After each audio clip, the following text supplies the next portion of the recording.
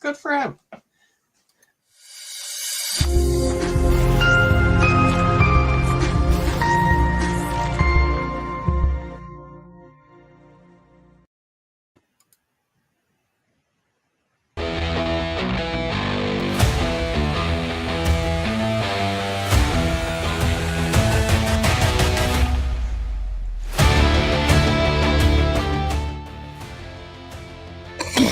Wait, hold up. Wait, I didn't hit the right button. Everybody, don't leave.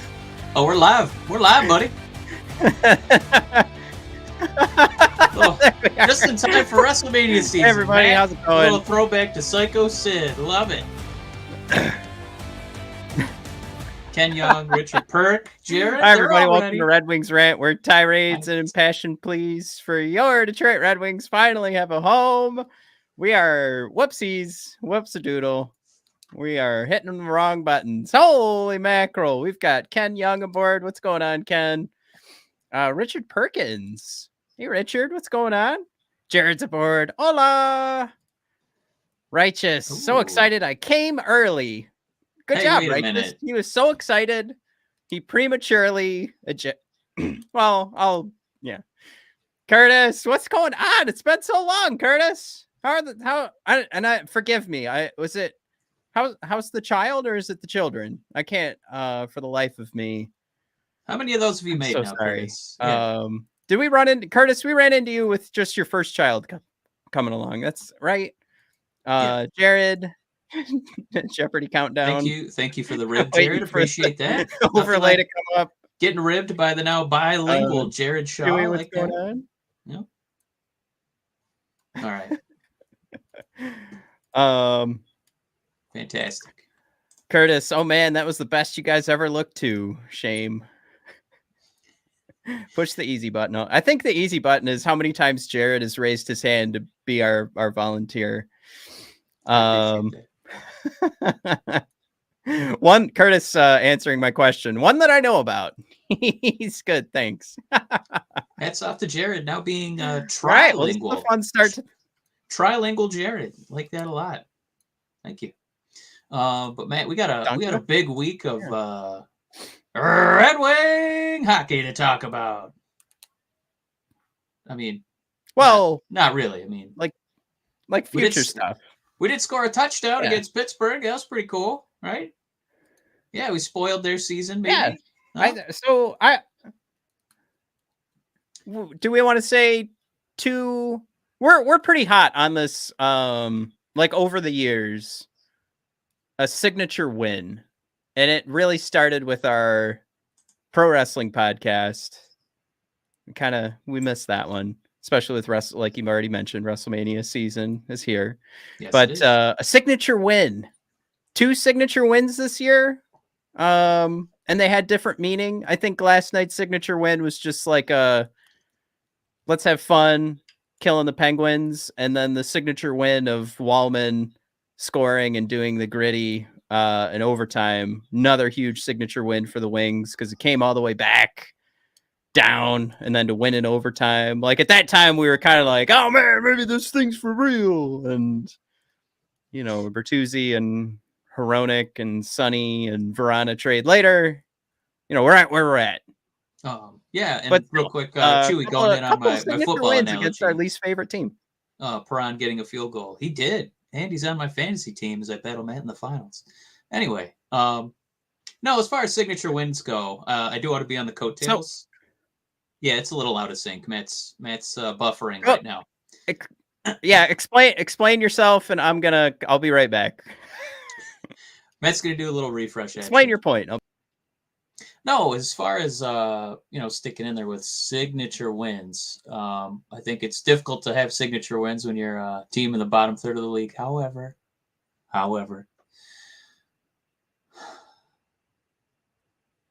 when you see that lead, that 3-0 lead, just quickly dwindles to nothing, evaporates, tie game. I think you could have seen, okay, I guess we're going to fold it in. This is just going to be another game towards Bedard. And not what happened. They hunkered down, scored, which is something that's been incredibly difficult since the trade deadline. We've only been scoring 1 goal, 2 goals. It's just been a nightmare to be a Red Wing goaltender because you better give up 1 goal or a shutout or you're getting a loss. So this was pretty nice, and it was I'm sure Nedeljkovic, he was a little shocked to see all that offense go in. So yeah, as far as signature win, I think I'm going to tentatively agree with you, Matt. I'll take it. Can you hear me? Because Chewy said that I have no sound. I can hear you right now. Ah, yes. And am I synced up? Like now I'm like snap, snap, snap, snap, snap. I mean, you have as much rhythm as Steve Martin in The Jerk, so yes. Hey, all right. Well, there's another signature moment from last night because I don't know also, if you remember. For the record, that is a quadlingual Jared. Thank you, Jared. He's thrown in Italian. Grazie. Yeah. Another signature moment from last night. I want to come back to before LaLonde was hired. Okay. You and I went over a highlight of Ricard Gronborg's tirade as he jumped over. He was jumping over the glass to go beat up another coach because he was so fucking angry for his team, for his boys. He wanted to see justice served for his team, for the jersey, the logo that was on the chest of the boys sitting in front of him. 60 minutes a night. They're going to war together. And I said, God damn, I want Gronborg's attitude on my bench. And then we hired LaLonde. And he came in and he was like, I'm just happy to get this opportunity. I'm so happy to be here. Somebody's been working on their Penguin accent there, huh? I like that a lot. That's why this whole thing was brought up. So you guys could hear Matt's LaLonde impression. I like it. Matt, continue. I swear to God, that was off the cuff. If it was, and you know what? You're teasing me because we all know it wasn't that good. But anyway, I almost was like, oh my God, really? Like, this is what we're doing. We're going with the guy who's aw shucks, and it just was. It wasn't like disappointing, but it was one of those things where I think we got overly excited, right? With Gronborg and seeing all the passion that he brings night in and night out. And it was just something we wished, even based off of LaLonde's own description of his own coaching style. Like, that was sort of like, He's Mr. Friendly. I think he's known around the league as everybody likes him. Right. Player-wise, coach-wise, even referee-wise. And it was nice to kind of see him crank it up to 11. But for him, that was like cranking it up to 22. He was hot. Yeah. This is something too. This isn't even the first time that I've had to tweet out one of these videos. And the caption on it is LaLonde pre-Detroit officiating. He's a mild-mannered bench boss. And last night, I mean, and I'm pretty sure, nope, I don't have it muted on my side, but I mean, this is beautiful. Right now, if you're not watching on YouTube, we're watching LaLonde go crazy on the bench. I mean, it looks like he said immediately, what the fuck? Then I saw a lot of gosh darn in there. I don't know what you're talking about, man. Okay. Well, yeah. So gosh darn, what the gosh darn is even goalie interference anymore? Gosh darn. I love that one. What the fuck is goalie interference anymore? Because honestly, you take Ned's left pad, I think, and you just kind of shove his pad into the net. LaLonde's got a point. I think TSN and Sportsnet and Elliot Friedman, they all took liberties with that, and they were just like, "Oh, LaLonde got really upset over a call that didn't go his way."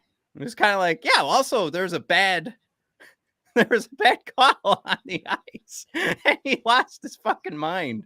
But yeah, this is something where it's like, yes, LaLonde is seeing what it's like to be a head coach in Detroit. And he did today, like, scale back, like he came back a little bit. You know what I mean? Like, he was like, I regret the way I handled myself last night. But what was fun is, like, to just show that he doesn't really mean that. And he was all excited to talk about his daughter, who is going to write a letter to the NHL about that horrible call and kicking her dad out of the game. So like, I'll say this. I love that also, like on top of this. I mean, I love this for so many reasons. I love the passion. We all hate the NHL's officiating, and sometimes it can really weigh on a fan when you go to the post-game interviews or something like that, and you see a coach who's just like, you know, I could see it both ways or what have you.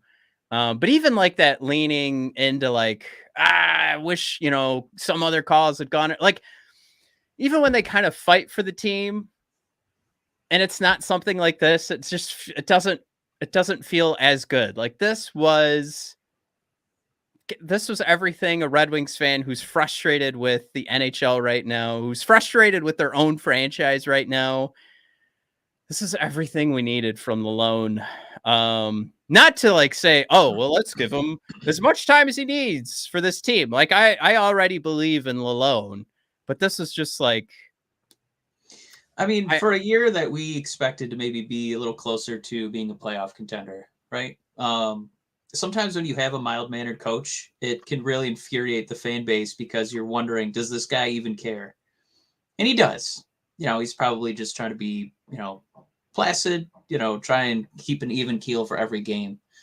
But as far as making this a signature moment for this Red Wings season, I think this is something you can definitely endear to Red Wing fans because he is an avatar for our experience, because we've been screaming at the officiating, screaming at the way these games are treated, especially as our team continues to spiral into the, you know, ninth pit of hell, towards another lottery draft pick.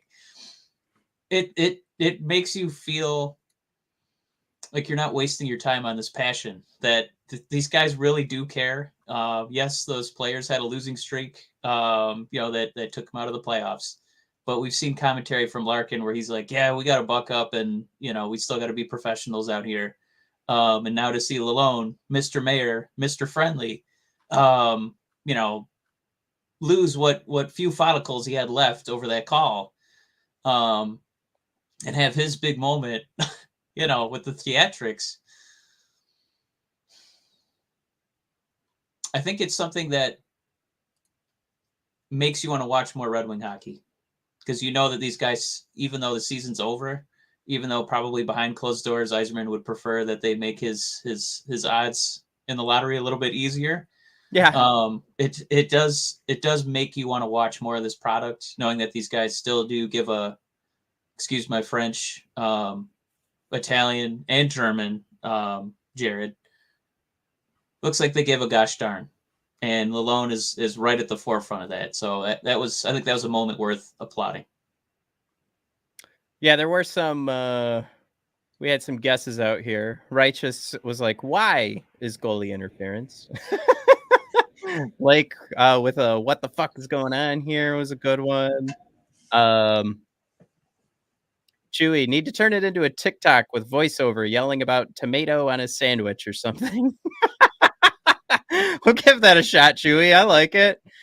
I almost feel the TikTok, because he looks so much like a penguin, you just do a voiceover of a series of penguin sounds, just wah, wah, wah, wah, wah, wah, wah, wah, wah.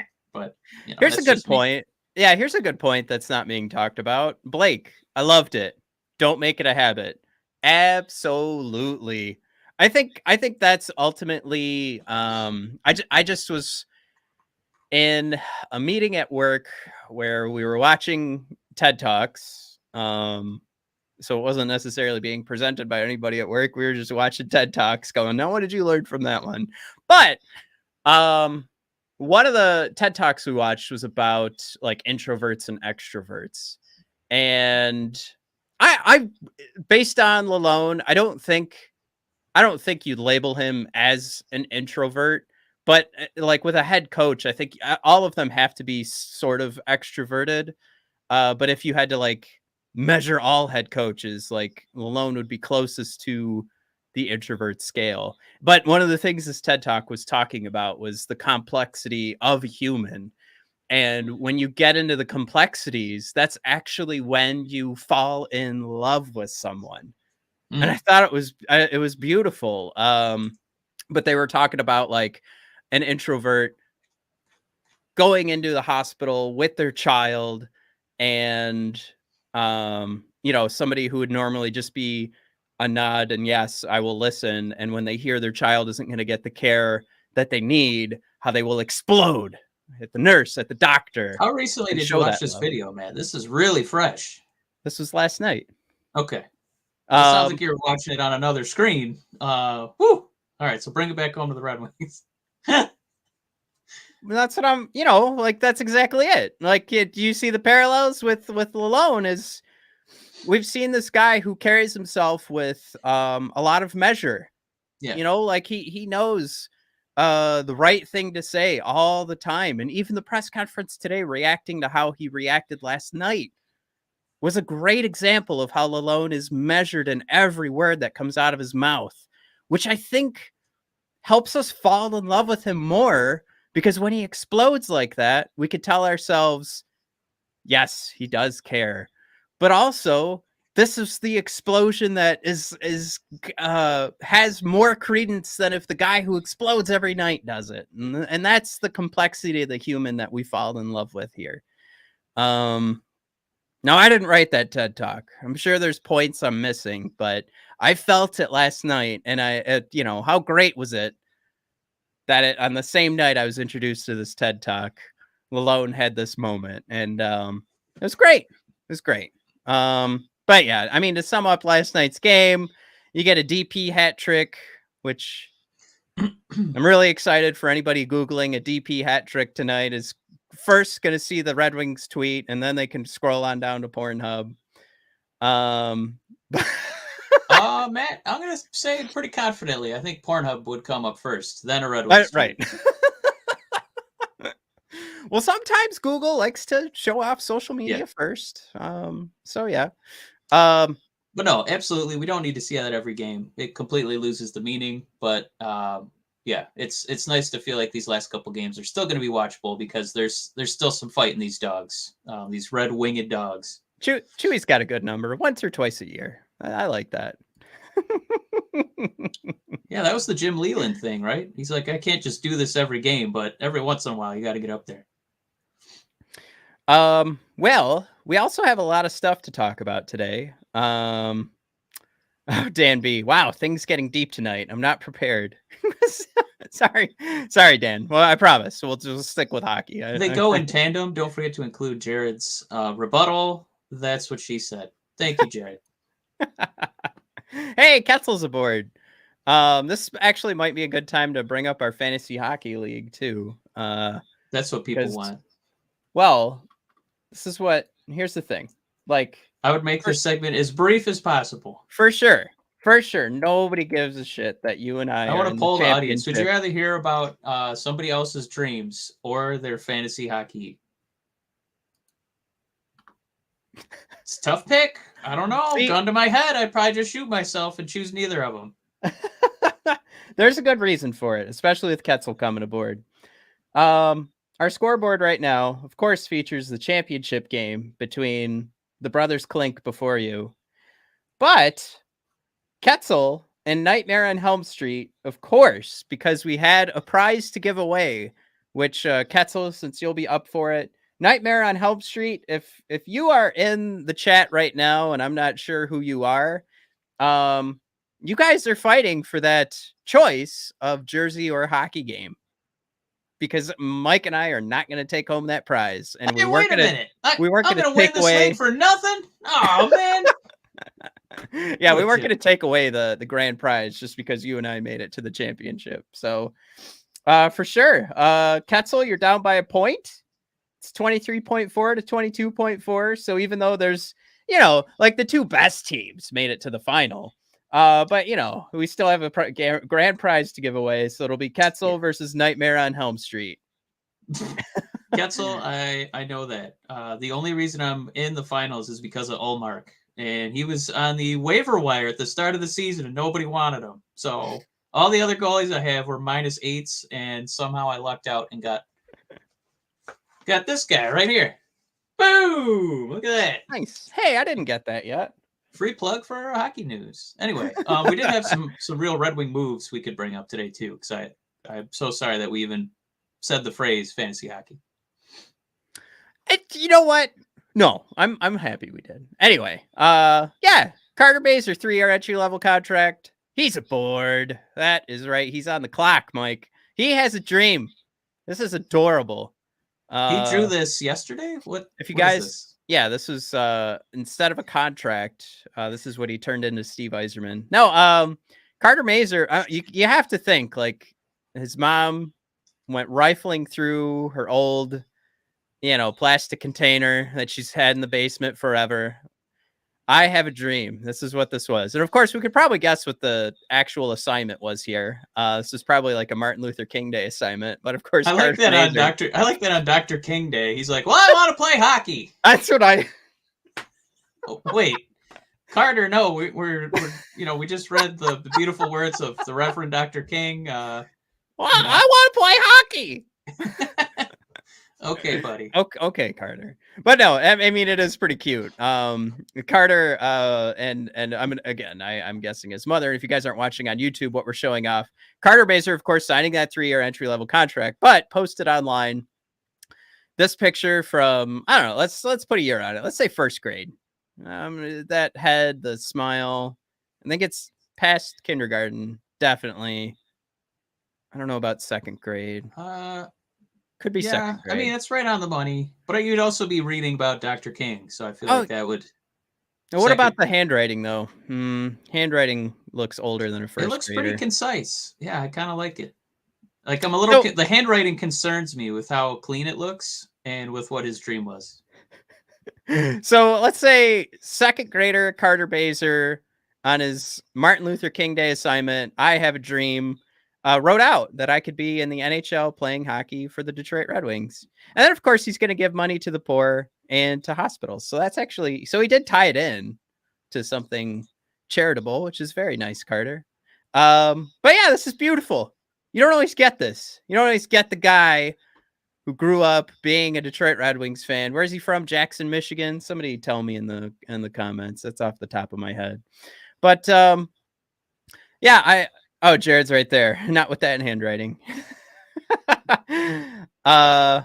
It's beautiful. It's something that you immediately become a fan of this guy. And I mean, we've seen what he's been able to do in the NCAA, and it's immediately like helped him skyrocket up some lists here. Something like Scott Wheeler's been putting together.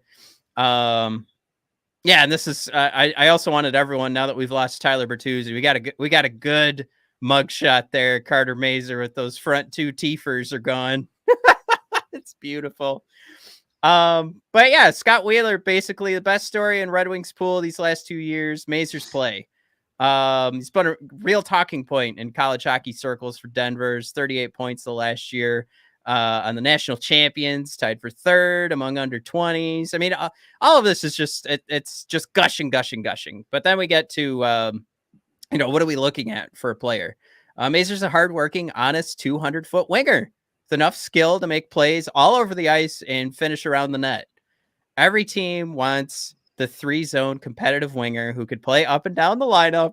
And that's what he's now starting to project as. Mike, we just traded away Tyler Bertuzzi, and we very well may have our replacement Tyler Bertuzzi headed to Grand Rapids. And not just, I don't know if you're saying that because of the 3 zones that he plays, or that we're going to have funds at the expense of the gap in his front teeth. Well, I know, like, before we got rid of Tyler, it was one of those things where it was like, oh man, the way that we could manage this thing is to have Tyler Bertuzzi on line 1 and Carter Mazur on line 2, and you could start to put together like a plan for this team. If you can't get line 1 going, you've got line 2 going, and you've got this strategy that you could build up that could go from top to bottom in this lineup. Because all along it was like, all right, we've got another Tyler Bertuzzi.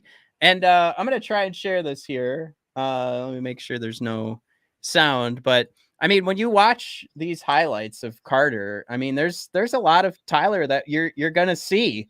I mean, like coming back to what he's doing out in front of the net, throwing his body around, and like Scott Wheeler was putting out there, I mean, this isn't going to highlight, of course, all three zones that he's been successful in. But all right, can we just talk about that celly right there and how much this looks like Tyler Bertuzzi? I like it. It just seems like we're going 1-for-1, and now Carter Mazur is officially signed. And you know, I made the comment about Grand Rapids. I honestly, especially coming back to like the comments Steve had back at his press conference a couple weeks ago after the trade deadline, where he specifically called out Carter Mazur and said, if he wants to sign, that's all up to Carter. And of course, Carter's here now. Yeah. And it's just something where this is on Steve Yzerman's mind. We see the type of role he's going to fill. It's not just one of those things where it's like, how do I want to put this? You know, when people found out Soderblom was going to be on the team and they saw how tall he was and they're like, all right, net front presence. And they had completely forgotten to look at his ability to stick handle and skate the puck through the zone.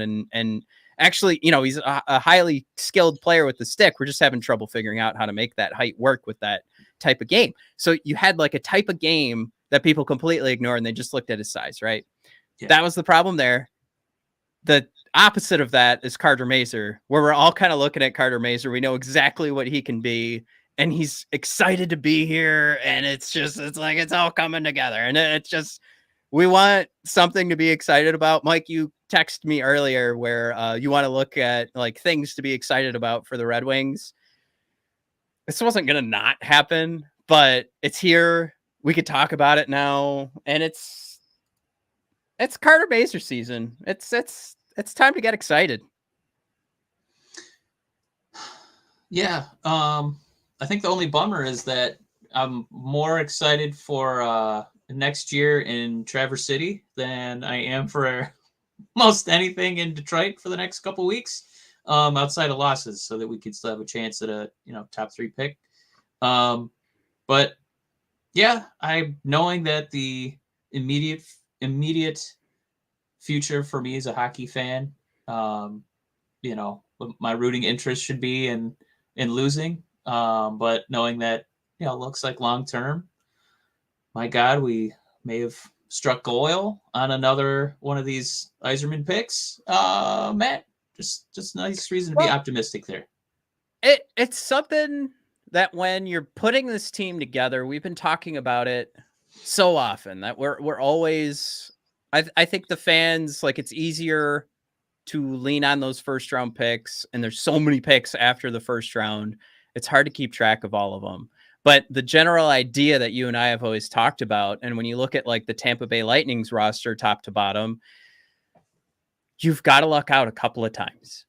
And if you are just going over from rounds 2 to 7, I think I'm stating the obvious here, but that sets you back so far. So when you're going through all of these draft picks, you're looking for these little victories, and we don't know if we have a victory yet, but it's at least trending in the direction where we're not just pulling excitement out of our ass.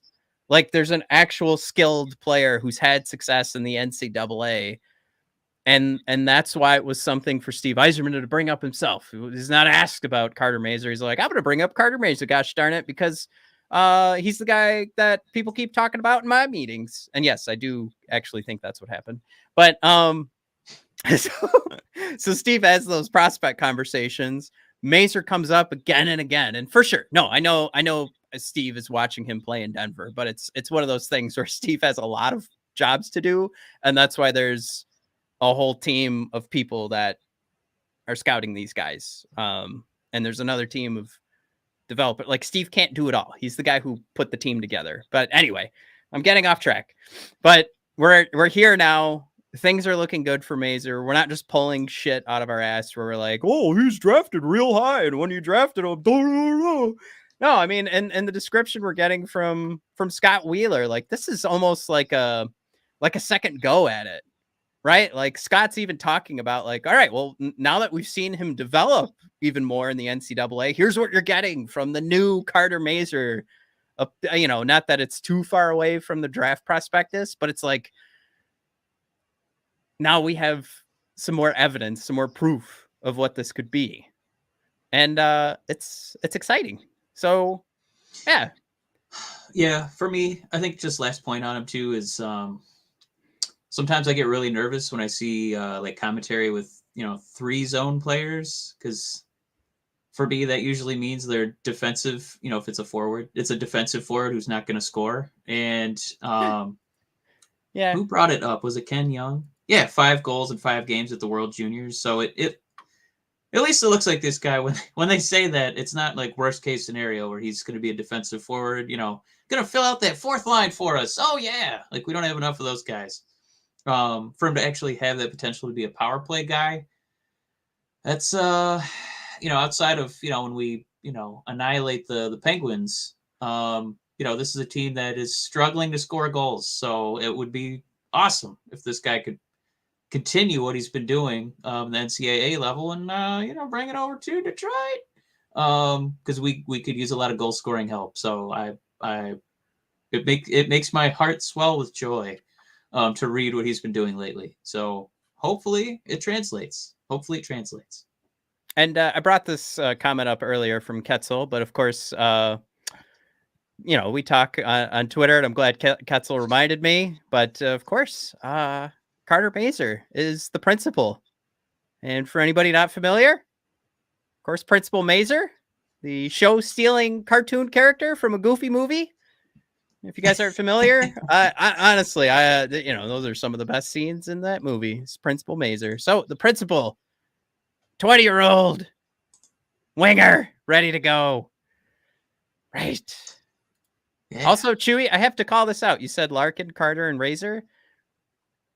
Going forward, if we're going to talk about Lucas, or if we're going to talk about Carter, and we're putting them in the same sentence, going forward, ladies and gentlemen, it's Mazur and Razor. That's what we're going to say. Oh, I like that. It sounds like Ninja Turtles 2, Secrets of the Ooze, that Rhino and the Wolf that the Ninja Turtles had to fight. So I like Razor and Mazur. That's pretty cool. I'm stealing that from one of my favorite Twitter friends. I hope she sees us as friends. Name's Linda. Not anymore. Yeah. Also, I stole mine from Secret of the Ooze. Same birthday for Mazur and Razor. Right. March 28th. Oh, I thought you were saying you took that lady's joke and her birthday, but that's okay. Wait a minute. Wait, you have the same birthday as Razor and Mazur, Matt? All 3 of you? They don't just have the same birthday. They were born on the same day, March 28th, 2002. Wait a minute. They came out of the same womb? They came out of the same womb at the same time. Wow. That was a DP hat trick. Sorry. I think Razor probably came out first since he made it to the NHL first. So that's all right. Let's move on, man. There's other Red Wing news here. That was disgusting. I apologize. I'm getting a phone call right now. Also picked up on a 3-year entry-level contract, William, or should we say William, Wallinder, another lefty defenseman, coming from Rogel.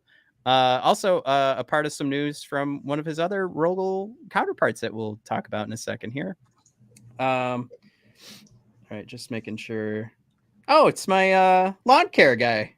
Nice. Calling me to make sure I can give him $35 a week. Just kidding. That's not how much it costs. It's free. Anyway, wow. I know. I just said that out loud. I have a lawn care guy. I don't like mowing my lawn. Wow. I know. I'm sorry.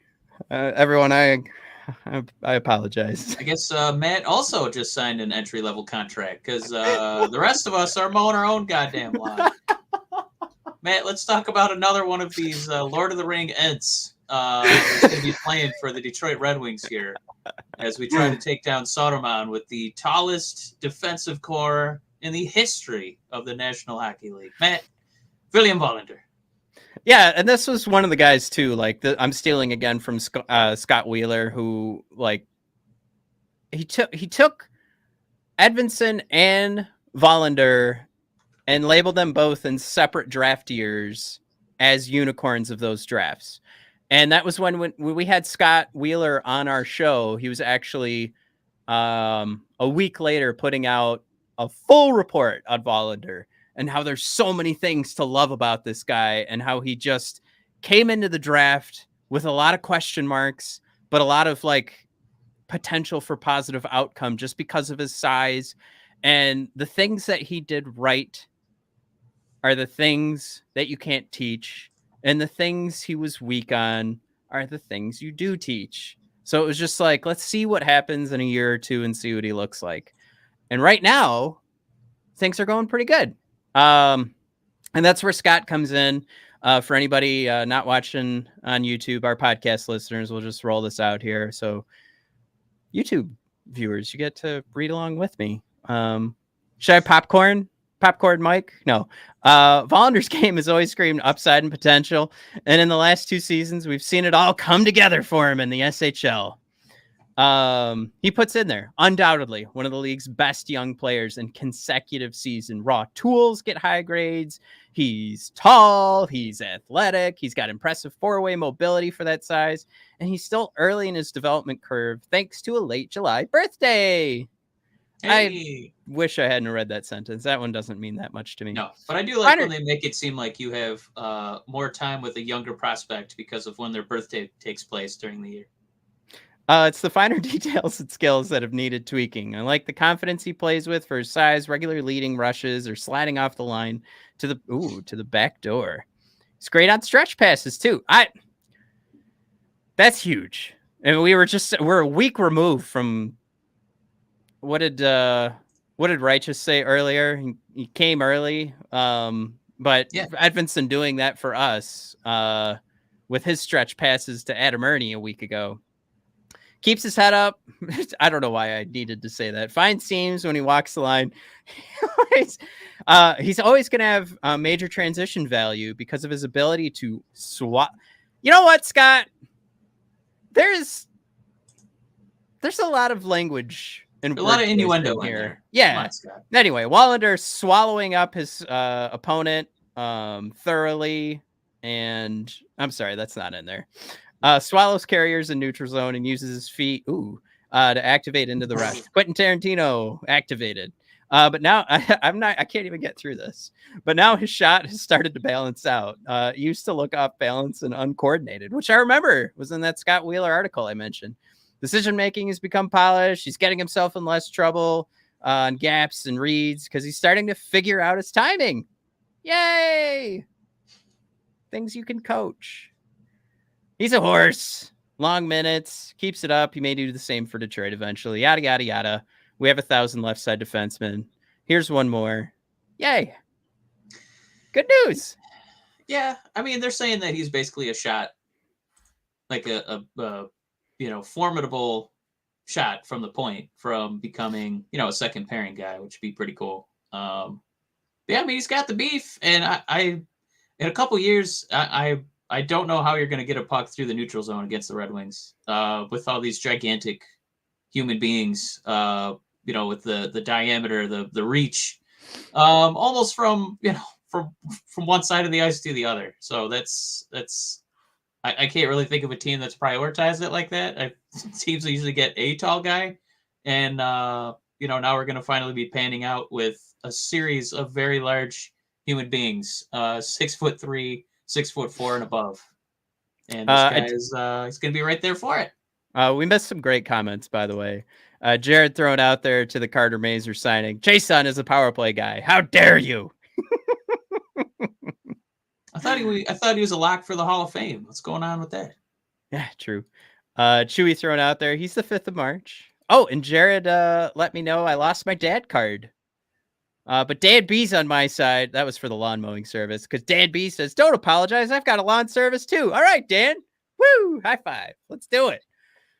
Lawn service it up. Yeah, Ked Young, Mazur and Razor turned 21 on the same day. Yeah, that's just I learned from Linda yesterday that who I stole the Razor and Mazur from. because she called out that they had the same birthday. I just didn't realize it was the same birthday. Yeah. Like birth date. I don't know. Chewy, I need a lawn guy. Blake also thrown it. So everybody realized this except for me, who was just on Elite Prospects looking those guys up at the same time. Oh, man. Justin throws out there, and I just want to tease moving forward because we have actual news to talk about this week. Justin wants to know, so this is more of a tease going forward. What prospect, I hope Detroit gets lucky this time in the draft. What prospect do you think Yzerman would be interested in drafting? It's coming in a couple weeks. Justin, just keep your eyes peeled because we're going to start running down top 10. Yeah, of course, we don't know where the draft lottery is going to land, which is really going to push that conversation. So we're looking at May 8th for the draft lottery. So we're kind of go light on all of our draft picks. Moving into the second round, we have a better idea. No, we don't. We have no clue what's going to be available. But based on what other people say, we'll get into that too. But Justin, our notes are being drawn. We are doing our studies right now, and we'll be back with a better answer than what I could just pull off. I will say he might attend a school near you. Mm. Ooh, I mean, little. My hope right now would be that. Let's we'll just do the tease. But Ketzel thrown in there after watching Edvinsson. How pissed are we he didn't start the season up here? Ketzel, a very good question. I after seeing some of the shenanigans that we went through, Ben Schrott making Mo Seider look like a mortal human being. Baffling decision. Especially with, I know Edvinsson, he's kind of nursing some boo-boos, but every game I don't see him, it's just, kind of throw your arms up. Like, I know he's not exhausted. Can we get him back out there for as many minutes as possible to really get this thing figured out as a young kid? But not good, Bob. Not good. Dan B thrown out there. No. Dan B, all this no. Prospect talk is great. No. I hope we forget Vrana had 2 more goals last night. This is when Vrana likes to sizzle, though. Kind of towards the end of the year. You don't know if these goals really matter. We're not counting on them. They're just kind of, hey, happy to be here goals. Yeah, so. I like the tweet from Max Boltman. For those keeping track, Jacob Vrana has scored his 7th and 8th goals tonight for St. Louis, including the OT winner. 12 games into his tenure there, it would appear he still got it. It's I don't know. It's kind of funny. Like I do like some of the responses that Max got from this. I'm not going to call anybody out, but they were like, "Max, how dare you?" And then Max is just like, "What do you mean? I just called out a guy's stats for anybody keeping track. I wasn't like trying to push a narrative." Come on, but bro. You and I clearly trying to push a narrative. We needed finishing, and when you go up and down our list, we don't have it, and it was just one of those things where it's like, all right, well, there goes our finisher. We had one guy, good score on finishing. I mean, this is when he performed, though, right? It's when he hasn't had to be counted on, and I mean, St. Louis is an 11 seed. They're not really, looking at first. Home ice in the first round or anything like that. They're not even in the playoffs. What's so funny? This is when he likes to sizzle. I'm fine at this point with the move. I'm also fine teasing you guys nonstop. But and I not everybody in the chat, but for anybody who gets too upset when I'm like, ooh, Vrana move, not my favorite. Fine with it. But it is kind of funny that Vrana played in game number 2 against the New Jersey Devils, who just got their 100th point, and they're going into the playoffs, and they have their spot secured. That Vrana scored in game number 2 against the New Jersey Devils, which, again, against the playoff team. At the time, I was like, oh, the Devils suck because their fans were cheering for everyone to get fired that night. But that was like, we had a full roster, and we absolutely destroyed a playoff team in the New Jersey Devils, including a goal from Jacob Vrana. Now, Vrana at that time was dealing with some serious shit there. But I had that thought driving in today because I was listening to 32 Thoughts with Friedman and Merrick, and they brought up that game again, and I went, "Oh my God, that's right!" And one of the goal scorers was Verana. It was. I think Sherratt might have scored 2. So I'm talking out of both sides of my mouth here, but still, just to your point, like, does he only score when it doesn't matter? I'm just saying we don't count on them, so then they start going in. But Matt, maybe comment of the century here. Matthew Guess 74 saying was thinking the same thing, Mike. Ooh, I always like when people agree with me. And it's another Matt. How about that? I ought to just get this Matt to agree with me once in a while. I was thinking the same thing. We'll likely be further ahead defensively before we are offensively. It's feeling like it anyway. Yeah, it feels like we got defensive prospects up the yang. I feel pretty confident about that. And Blake, I'm sorry, bro. It kind of feels like maybe we shouldn't have allocated those funds toward that goofball, Mr. Sherratt, with all these guys coming up the pipeline. And, I don't think it's really debatable that he's kind of made Mo Sayer look like a big old bag of diarrhea. So I don't know if there's really, deep cut analytics. We just look at the meat and potatoes stuff like I do, the eyeball test. He threw, I guess he kind of bumped a few guys, but, it's a long contract, Blake. And I'm just saying, he's been easily our worst player. And there's been competition for that worst player spot this season. Well, Jared, real quick, very disappointed corn cob crust pizza is a lie. It would have made a great advertisement on Corn Cob TV. So all you Tim Robinson fans out there, that's for you. Yeah. Okay. I just want to call out for all the Ben Sherratt fans out there, Blake.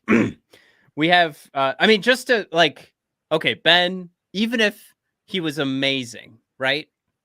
Even if he was amazing, but I'm gonna say, Blake, he's not.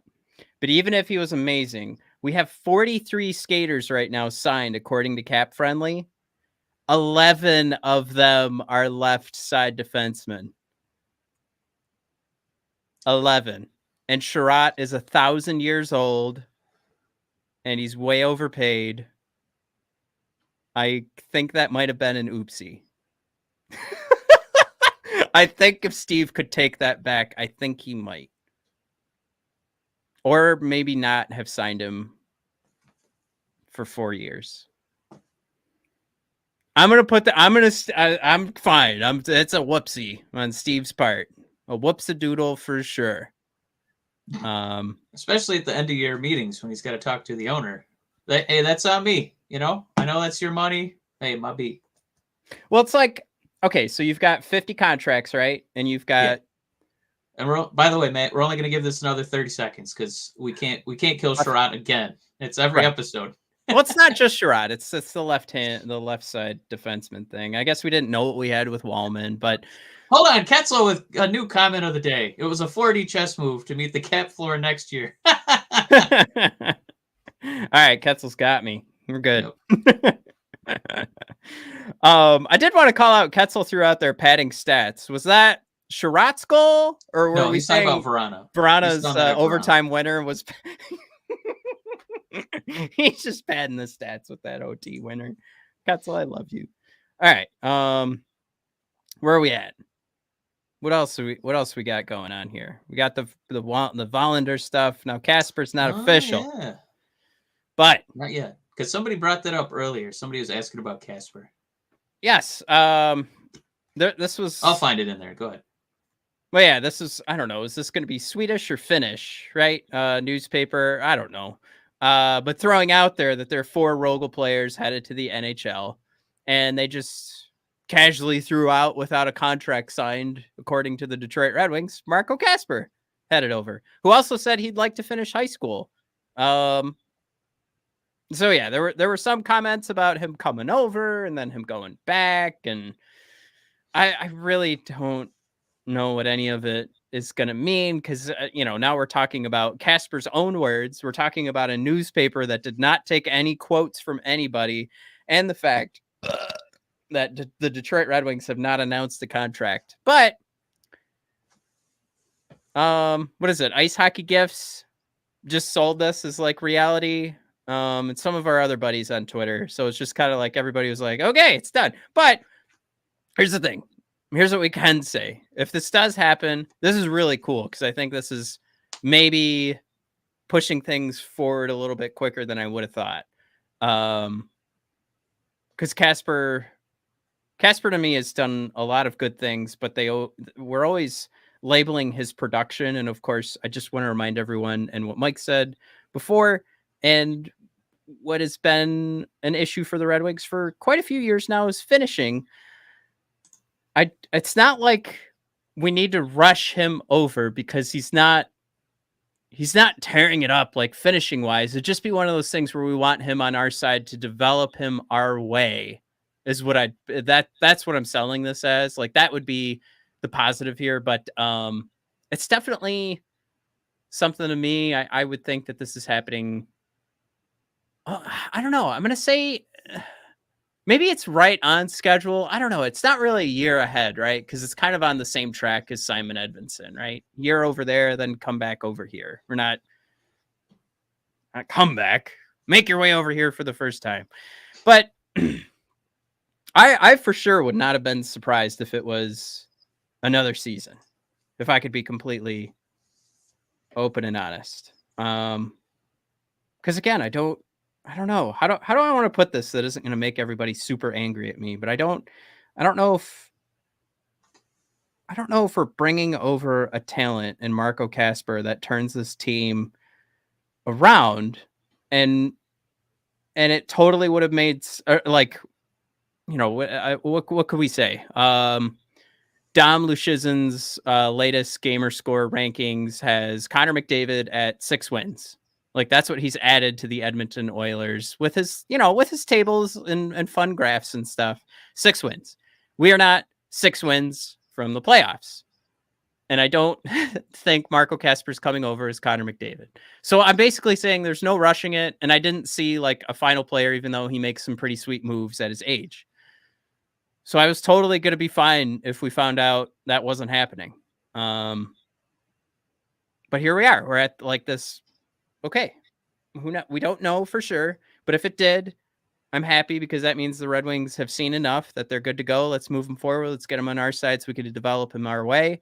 But I was fine. Like in my head, I was kind of just like, all right, maybe we're probably going to wait another year before he pops on over. So that's where I'm at. It's not really against Marco Kasper as a prospect. It's just one of those things that I don't know. I get like I see the talent. See why he's graded highly. But yeah, I don't, you know, if you guys see differently, I don't see. No, I think you're onto something, right? Where it feels like, you know, this is a guy I wouldn't mind making sure that he's, you know, keep this bread, you know, keep it in the old oven. You know, I don't want this one to come out all white. I want it nice and brown and baked with a nice crust to it. I think it's also because we're in such dire need of one of these guys to really like hit. Listen, no pressure on you. We're just saying that you're our only real goal scoring prospect at this time. We have a few guys who are 3-level hockey players, and they kind of do their own thing. You know, second, third line. We really need you to pan out, please, for the love of God. So, yeah, I'm on board with you there. But it just feels like the way he's been progressing so quickly that, my God, there is an outside chance that we do see him somehow next year. So yeah, here's Scott Wheeler. You won't find anyone in the SHL with the Austrian Hockey Federation or working for an NHL club and amateur scouting who doesn't like Kasper's game and approach to it. He's really impressed scouts, teammates, and coaches with the way he managed one of the world's top pro levels as a teenager.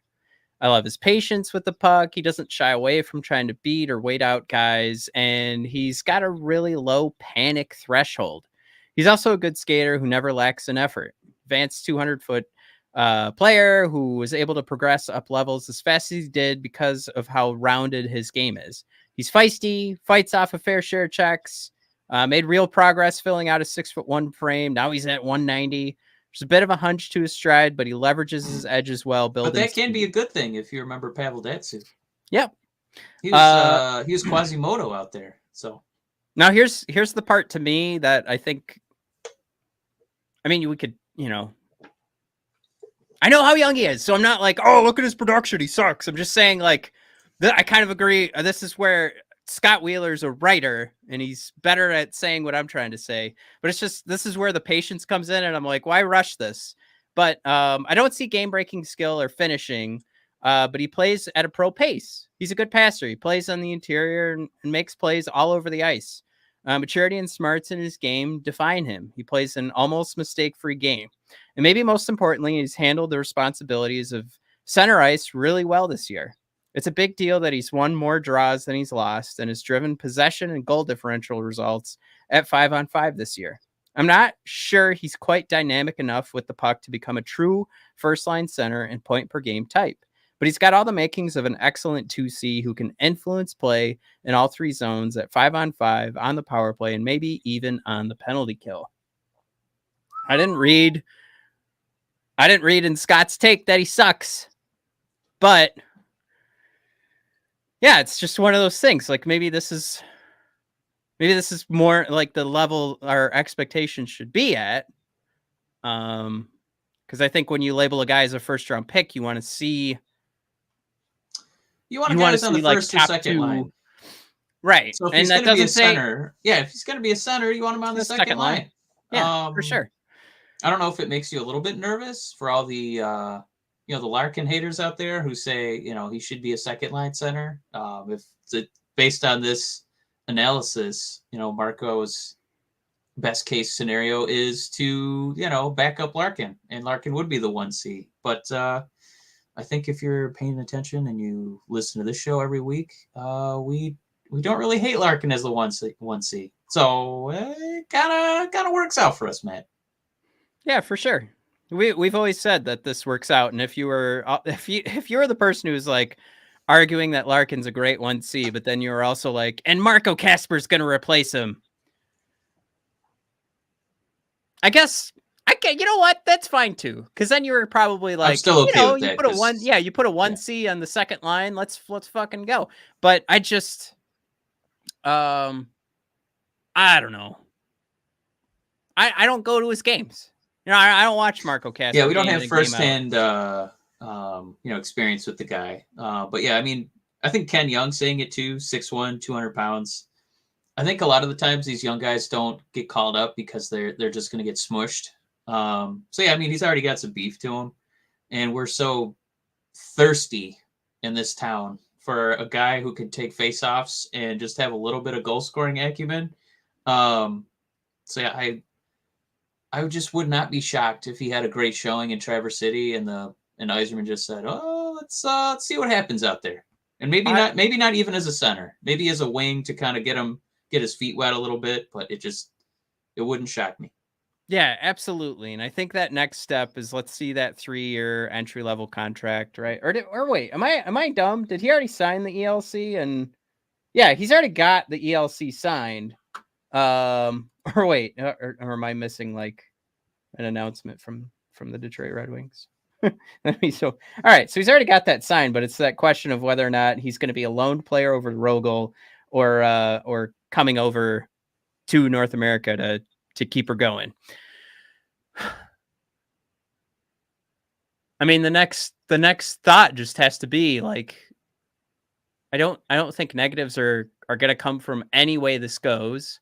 I still would say I wouldn't have been shocked if it was another year in Rogel. And I think if we get to see enough out of him in Traverse City that, and then going through some preseason games, it's a no-brainer. He's got to be on this team.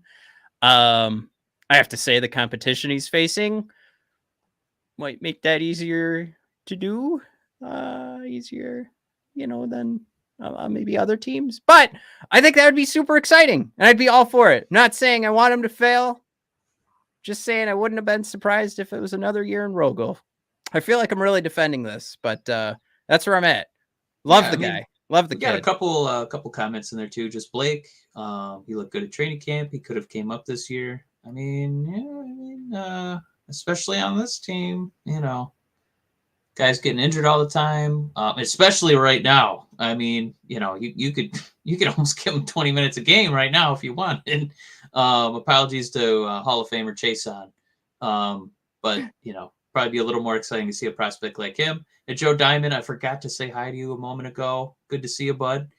Joe thrown in there. Larkin himself was projected to be a 2C. Oh, look at that. Joe saving that receipt in his pocket. Get him, Joe. If Kasper gets even slightly better at scoring, he could easily be the complimentary center we need alongside Larkin.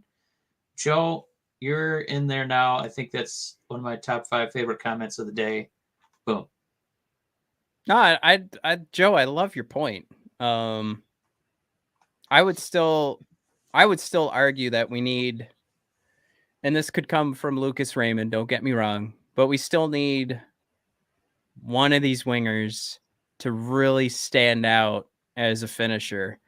And like I said, I mean, you lost Bertuzzi, right? Surely you could, there's that, we talked about it a couple of weeks ago. He could come back. That's a conversation that could be had.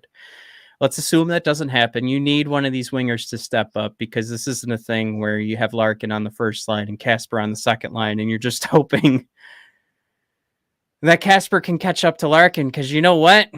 We're going to be right back where we are right now, not talking playoffs next year. So that's the thing that, like, in any walk of life, like, I think it's good to like level set from what you're seeing and be happy with the surprises, the positive surprises, but try to level set what you've seen so far.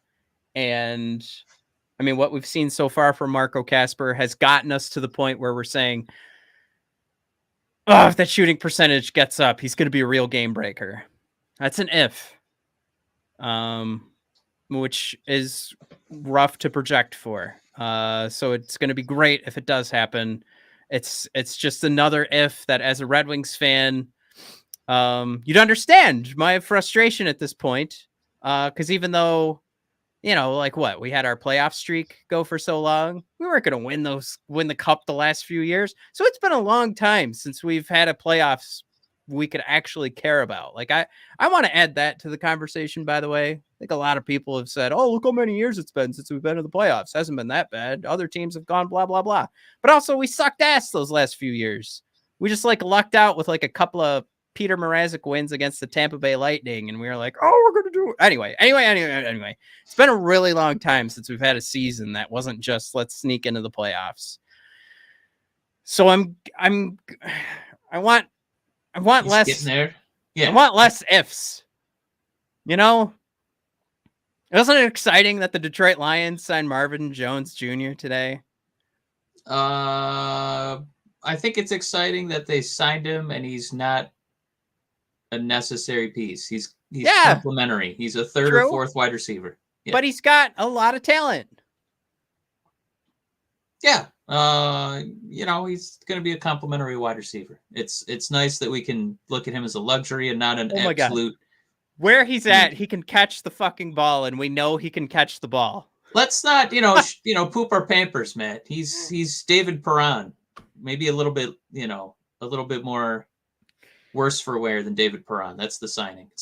We didn't sign Megatron. We signed David Perron. Just saying. David Perron, who had a hat trick, who I appreciate, but I don't really want him on the first line. He's not our first or second guy. It's okay. Dan B throws out there, I grew up during the Dead Wings era. This stretch is nothing, with a sleeping emoji. Blake throwing out there, let's not forget about Soderblom, right? We haven't talked about him in a while. Team Soderblom and onions, my friend Blake. And then Joe Diamond, the old pragmatic approach. I love playoff hockey, but I would give a few years of missing the playoffs if it means we get back where we're actually ready to be there. And that certainly looks like our plan, doesn't it, Joe? Just as long as right. No, that's a great point. Just as long as one day the draft lottery works out and we'll get that game-breaking player. Yeah. Otherwise, we'll have a bunch of guys that could pass to each other. Gonna have a lot of second, third, fourth line guys. Oh, I'm I'm happy to admit I'm getting frustrated. I also can't blame Steve Yzerman. Part of the plan was to suck ass and hope that the draft worked out in our favor. Like even in the Lucas Raymond year, which Lucas is not a bust by any means, we haven't seen like Lafreniere turn into Connor McDavid. So it's not like we like what the fuck would Steve have done that really would have turned, it's just one of those things. Like timing has been poor. But that doesn't mean I'm not like, I'd like to win now. I'd like to watch hockey games that matter, please. Like that's where I'm at. That's totally fine. Anybody who's with me, cool. If you're more patient than me, Joe. Yeah, you can be understanding. You can be frustrated and understanding at the same time. Yeah. But yeah. I don't know what else to say. We're good there, right? All right. Did we have one more nugget in there? Joe's totally. I guess what I wanted to say was, Joe, you're totally right. But I'm also getting totally frustrated. What were you saying, Mike? Well, we've had like 5 comments of the show, and Blake with a very late submission to crack the top 5 comments with "We really miss Rass." It hurt us huge. I had no idea he would have such like this level of impact where the entire team cratered when he went down. But yeah, I hope his agent is saving these numbers and the performance of the team since he went down, because I think Rass he's going to get a nice bag. With his obvious objective impact at all 3 levels. So I'm kind of happy for Rass that now people are going to start figuring out how much value this guy has, and I think we can all. I hope I'm not. Maybe I'm speaking for everybody here, but was taking this guy for granted. And yeah, that's another reason I'm really looking forward to next season to get this big boy back on the ice. Yeah, for sure. Like, and again, we got some comments the last time we rolled out like the Dom Luszczyszyn list of things you need to win the Stanley Cup, and some of the comments were like, I think there's a lot of bias in here. I don't think there's bias in his analytical reporting. It's not bias in the frame of reference of like fandom. It's bias in the sense that anybody who creates a model created that model from scratch. Like they made it. So the bias is just that those were the choices he made to put the model together. I still think it's fair to look at these models and come up with some sort of assessment, which in this one, he likes to give a market value to every player and to talk about Michael Rasmussen. Market value that, did I just say Michael Rasmussen. I mean, I said market value.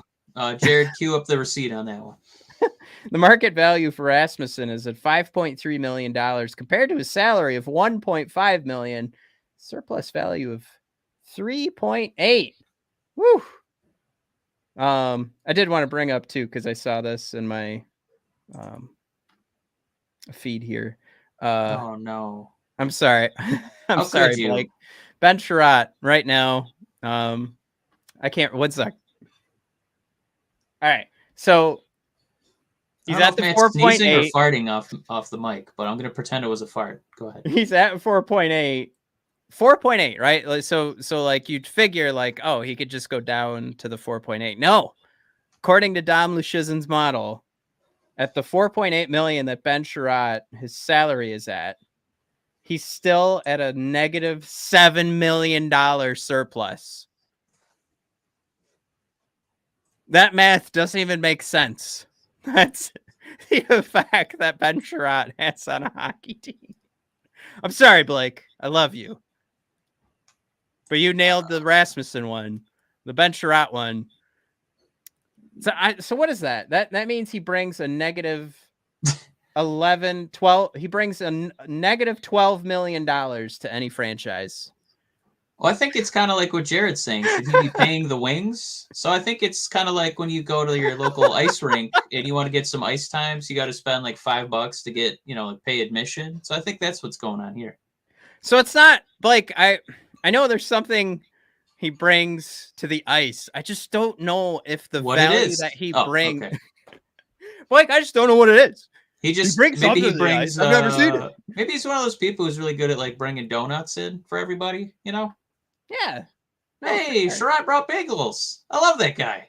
Man, I hope he's around for the next couple of years. They made burgers.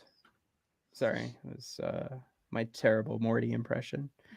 Okay. I'm gonna let you hang your hat on the Rask comment because that was in my top 5 today. Yeah, did we have any other slides we wanted to touch on today? Yeah, just real quick. Ready for the underdogs, the upsets, the unbelievable actions from DraftKings Sportsbook?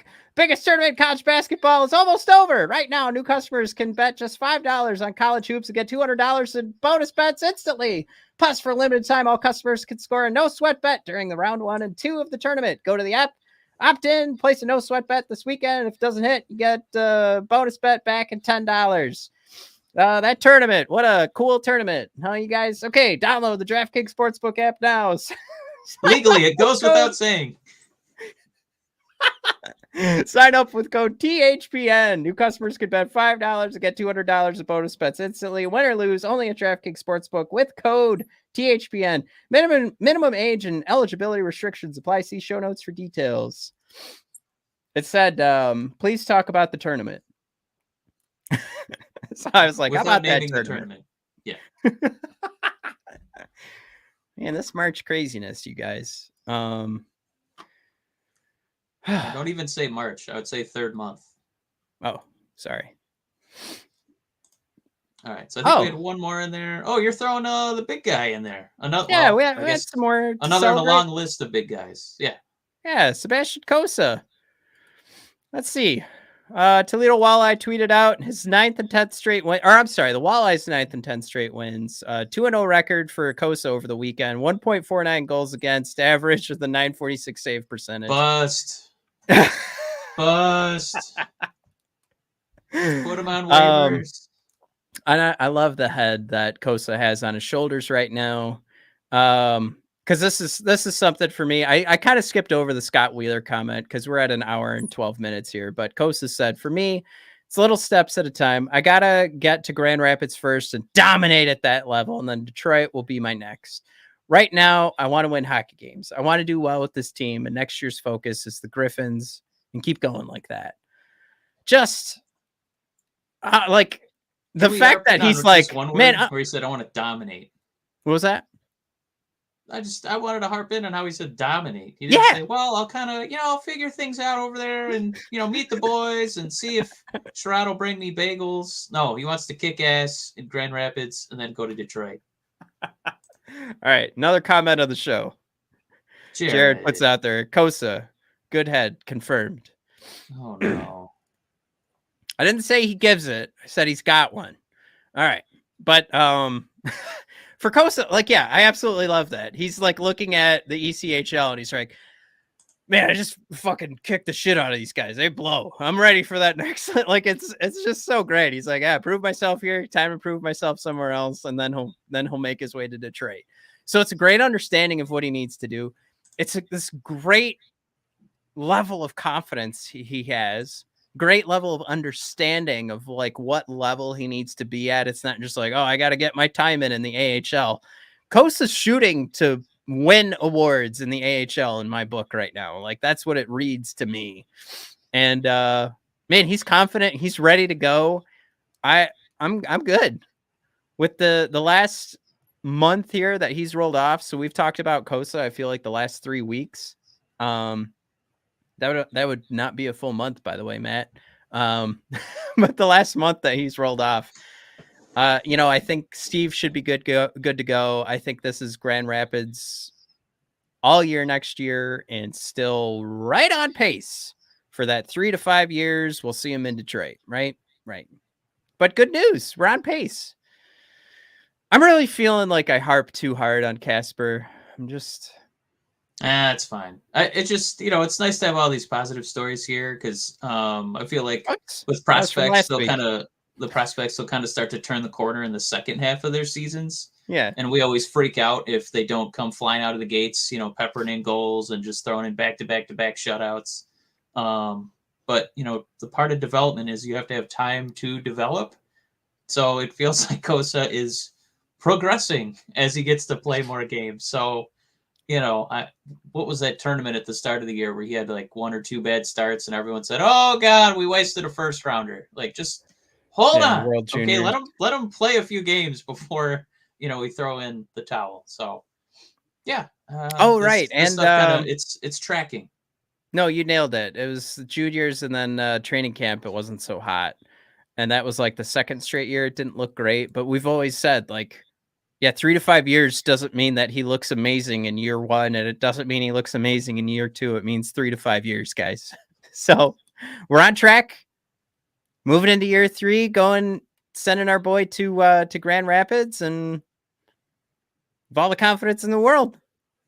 Next year we get to start talking about like those successful runs in Grand Rapids. Man, gosh darn. Hopefully a few goalies get hurt, and then Cossa gets a nice little run. All right. Shoot, I thought I had a bunch of free agent stuff, but I guess I took it out of the. Oh, nope, it's in there. All right, I guess we're pushing this to next week because it's been an hour and 15. I gotta go. I'm still sick. I missed Perron's hat trick Matt last is night sick, because so I got Jared, sick. if you could give me some well wishing, I would appreciate it. Oh, good. Actually, Dan B throwing out there, good show as always, boys. I appreciate that, Dan. I need to hear that every now and then, to be completely honest. My love language is affirmation. So just so you all know, I never need gifts. I just need you all to tell me that I'm okay. Well, for me, it's not about that. It's about the stuff. What about all those stuff? So that's our second Steve Martin the Jerk reference in one episode. Jared, nice. I appreciate the well wishes. And Ken Young, I'm clean out of patience. Yeah, me too. But God damn it, I'm going to be here next week with Matt. And all summer, and especially May 8th when we get the 10th spot in the lottery and I throw up blood. Yeah. Like the last comment here about being out of patience. All that means is that we're still going to be here. We're going to watch every game. But our reaction through most of it is just going to be LaLonde, just, what the fuck? So right, well, yeah, that's what you guys don't want to see. Yeah, we'll see you, Blake. See you all, right, everybody. Mike's telling me to end the show. Yeah. Bye, everybody.